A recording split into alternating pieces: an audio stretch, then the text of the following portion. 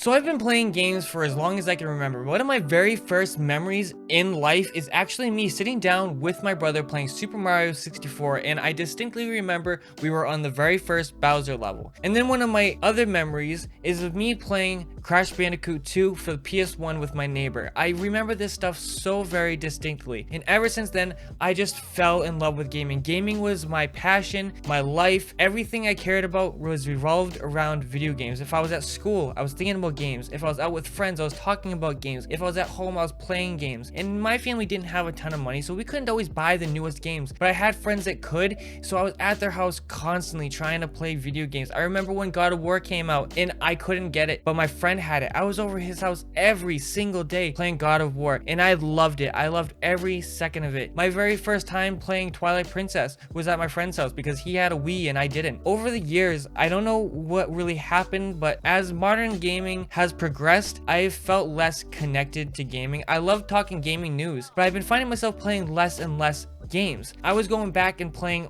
older games. The last game that I could think of that I was like super into was Jedi Fallen Order, but before that was Sekiro. But let's back up for a minute. Back in 2018, I had gotten Bloodborne. Now Bloodborne, I hated it. I absolutely hated it at first. And the reason why I thought it was horrible is because I sucked at it. I thought it was a bad game because I was bad at it. But for some reason that game lived rent-free in my head. I had to keep going back to it. And eventually, over a few months, the game finally clicked with me and I fell in love. I was super into the game. I was passionate about the game. I lived and breathed Bloodborne. And then I went back and I played Dark Souls 3. And then I played Dark Souls 1. And then I played Dark Souls 2. Then I was excited for Sekiro. Those games had me more excited than most games that had come out over time. Games want to monetize. They don't really care about making a good product anymore. There are games that come out that are great. Don't get me wrong. I have felt less engulfed in gaming. That changed when Elden Ring came out and I played Elden Ring.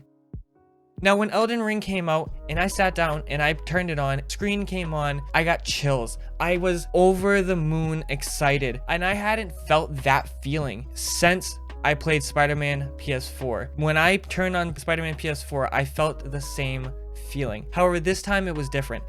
Now, over the first bit of time playing it, it just felt like open world Dark Souls. And genuinely, let's be real, it is open world Dark Souls, but it breaks the mold of modern game design. And so many game developers are very salty about that, but that's what I love about it. It's not like your normal modern game. You get the whole game. The whole game is there, and there is so much content, hundreds of hours worth of content, side content, main content, and we all know DLC is going to be coming, but the world is so lovingly crafted. Gameplay is so wonderfully tuned. Don't get me wrong, yes, it has that Dark Souls jank here and there. You could just walk in any direction, get lost, and find things. You never ever get bored. You walk to the left a little bit, you find an ocean with a big octopus thing and a gold thing running around a pillar, or you walk in the other direction and you find a giant gold armor guy on a horse, and then you go forward and there's a giant castle. That's just at the beginning of the game. The whole game is like that. You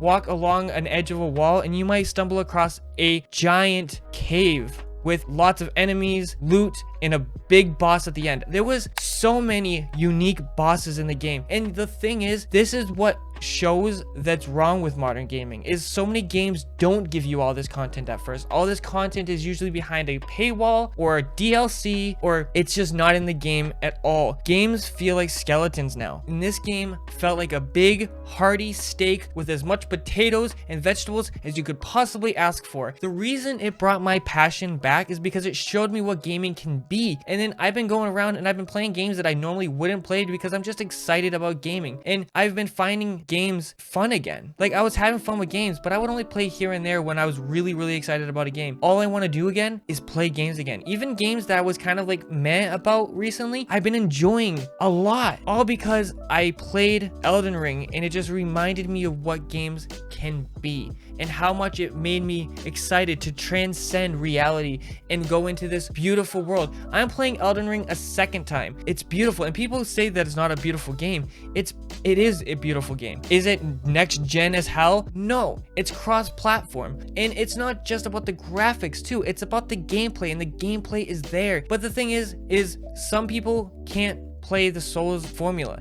And that's why I wish more companies would create games with this much love and detail that more people could play. And I don't think that they need to put an easy mode in this game. I think it clicks with you or it doesn't, and the developers intended the game to be this way, and it shouldn't be changed just because it's hard. But do I recommend Elden Ring? Oh my god, absolutely, to anybody, because there are so many accessibility options within the game, whether it be summoning friends, leveling up more, and just practicing with lower tier enemies, and so much more. Magic builds, there's just so many ways to make the game easier for yourself, and I recommend at least trying it, at least give it a shot, because this game can show you what gaming can be. Honestly, I'm just so glad I played Elden Ring, because if I didn't, I don't think I would be as passionate about gaming again as I am now. I know this isn't like my normal content. My normal content is gaming tech reviews, a lot of headphones, I do mice, I want to do more controllers, but I just really wanted to sit down and talk about Elden Ring real quick. Maybe it might inspire you to try it, or just inspire you to play more games. I don't know. That's the end of the video. Definitely slap a like on it, helps out a ton. But if you want to see one of my reviews, here's my latest Logitech G Pro X headset review. Definitely check that out. Let me know what you think. Anyway, guys,